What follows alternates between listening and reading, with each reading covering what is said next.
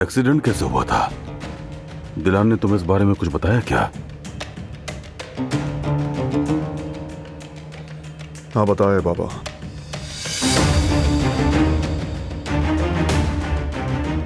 गाड़ी के सामने अचानक कुत्ता आ गया था। उसे बचाने की कोशिश में गाड़ी कंट्रोल खो बैठी। रोकना चाहा लेकिन ब्रेक्स ने काम नहीं किया। बाकी कहानी आपको मालूम है। क्या मतलब? ब्रेक ने काम नहीं किया? दिलान की बातों से यही अंदाजा हुआ है। बस अब पुलिस रिपोर्ट आ जाए तो सब वाज़ेह हो जाएगा।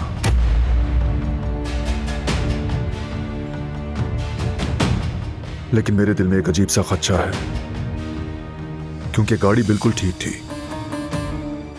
ब्रेक्स का यूं फेल होना और एयर बैग का ना खुलना